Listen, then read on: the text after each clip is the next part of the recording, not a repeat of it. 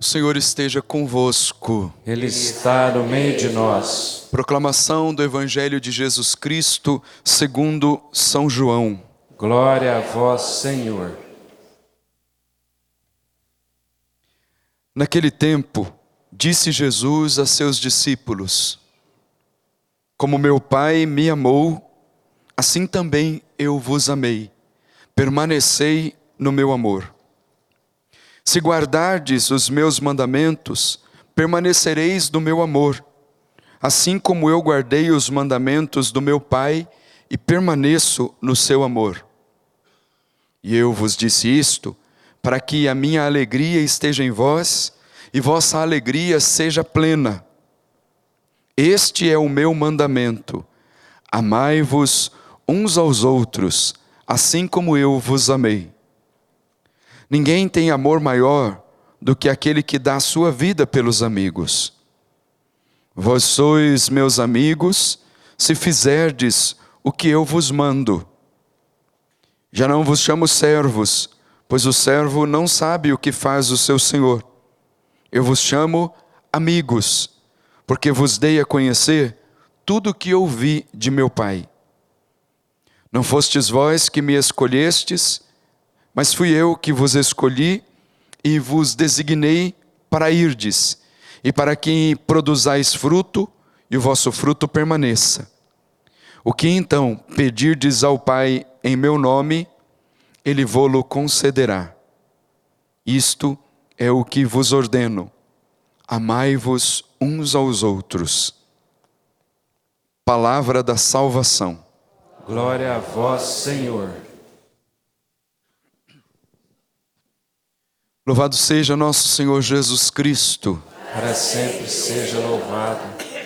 Caros irmãos e irmãs, hoje é dia de São Matias, portanto uma festa de um apóstolo que foi incorporado ao grupo dos 12, depois que Judas deu um fim à sua própria vida.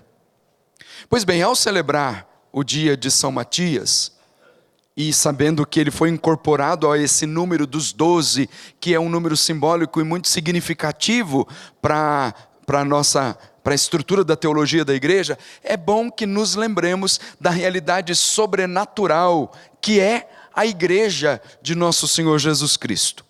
Primeiro, a igreja, ela foi prefigurada nos grandes feitos de Deus no Antigo Testamento. Existem várias realidades apresentadas no Antigo Testamento que já eram a prefiguração daquilo que nós conhecemos hoje como igreja. Realidades prefiguradas, por exemplo, como na Arca de Noé. Os que estavam na arca foram salvos, era a prefiguração já da igreja de Jesus Cristo.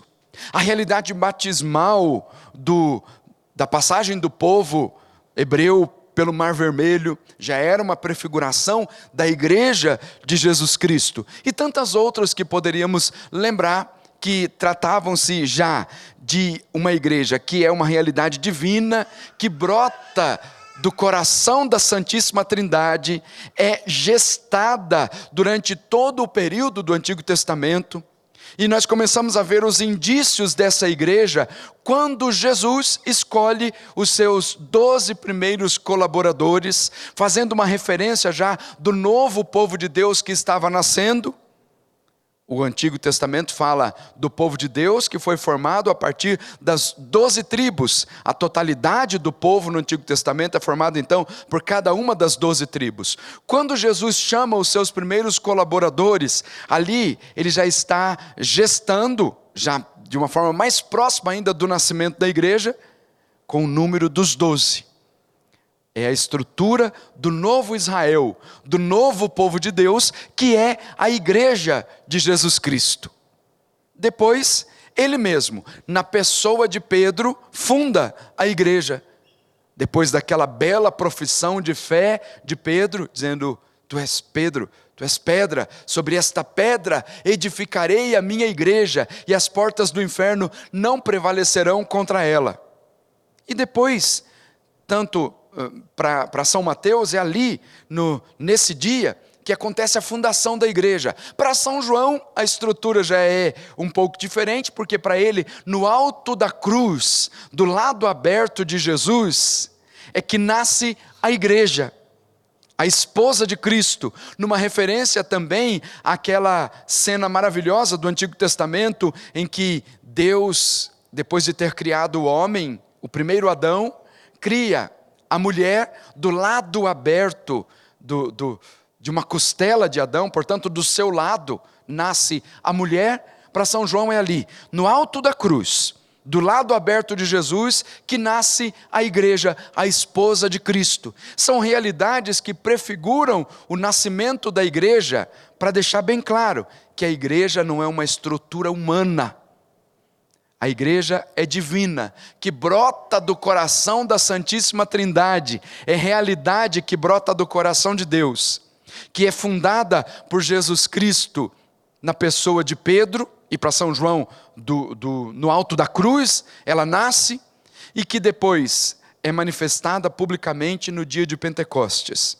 Então, são essas realidades. Ela brota do coração da Santíssima Trindade, portanto, é um projeto divino e não humano. É fundada por Jesus Cristo na pessoa de Pedro. Depois que Pedro professa a fé, nasce, segundo a linguagem de São João, da realidade mística, do mistério da paixão e morte de Jesus, e é manifestada publicamente no dia de Pentecostes. Mas a manifestação pública da igreja no dia de Pentecostes, ela acontece somente depois que Matias é incorporado ao grupo dos 12.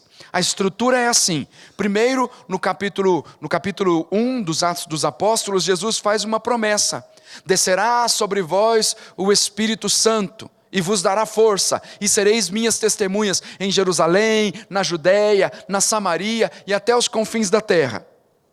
Está no capítulo 1, os primeiros versículos do capítulo 1, quando Jesus diz: não vos afasteis de Jerusalém, porque ali é que vai se cumprir a promessa. Mas antes que a promessa se cumpra, lá no capítulo 2, nesse pequeno intervalo, há então a eleição de Matias. As características deveriam ser: entre aqueles que eram testemunhas oculares da ressurreição de Jesus, que tinham acompanhado o ministério de Jesus desde o batismo até quando ele foi elevado aos céus, quando ele subiu aos céus na ascensão. Eusébio de Cesareia, um grande historiador da igreja, diz que Matias poderia ser um dos 70 discípulos daqueles que foram enviados para a missão. Então, testemunhou todos os acontecimentos da vida de Jesus. Havia também um José com o nome de Barsabás, e que também tinha sido apresentado para ocupar o lugar de Judas. Eles oram a Deus, pedem a Deus e fazem tudo pedindo sempre a inspiração do Espírito Santo e submetendo tudo à vontade de Deus. E depois lançam a sorte. Como que poderia dizer de uma forma muito simples? Oraram primeiro, depois colocaram o nome ali numa urnazinha, tiraram um dos nomes e ali estava o nome de Matias, que foi incorporado ao grupo dos 12. Refeito então o número 12, que é significativo, porque a igreja de Jesus Cristo é o novo Israel. Refeito então o número dos 12, só assim, depois de refeito esse número, na plenitude da igreja, é que vem então o Espírito Santo sobre os apóstolos reunidos no cenáculo, para que eles cumpram a missão de Jesus Cristo. E a igreja então é impelida à missão, recebe o sopro do Espírito, o fogo do Espírito Santo, para que saiam pelo mundo espalhando o amor, para que saiam pelo mundo espalhando a graça do Espírito Santo, para que saiam pelo mundo fundando novas comunidades. Portanto, essa é a realidade da igreja a qual nós pertencemos. Não é uma realidade humana, é uma realidade divina, governada por homens que estão à frente da igreja, mas o coração, a alma da igreja é o Espírito Santo, é Ele que inspira todas as coisas, é Ele que impulsiona a igreja. É a essa igreja que nós, na nossa profissão de fé, falamos sempre: cremos na igreja, creio na igreja, una, santa, católica e apostólica, que são as 4 notas características que definem a igreja de Jesus Cristo. É uma só, é santa, é apostólica, é católica. Portanto, na santidade pelo seu fundador e porque é guiada pelo Espírito Santo e porque Jesus fundou uma única igreja, é apostólica porque está ali na base dos 12 apóstolos, são as colunas fundamentais, e é católica porque está presente, é a universalidade da igreja, característica essa que o próprio Espírito Santo lhe dá, o sopro do Espírito levando a igreja para os confins da terra, e onde estiver um ser humano, lá estará a igreja para levar o nome de Jesus e cumprir com sua missão fundamental, que é a evangelização. Esta é a igreja de Jesus Cristo que nós pertencemos, fomos incorporados graças ao batismo, pertencemos então a essa realidade santa, que é a igreja, una, santa, católica e apostólica. Continuemos firmes na nossa fé, porque é por meio da igreja, que é chamada de sacramento universal de salvação, por meio dela é que nós seremos introduzidos no reino dos céus. Continuemos firmes na vida da igreja. Assim seja, em nome do Pai, do Filho e do Espírito Santo. Amém. Amém.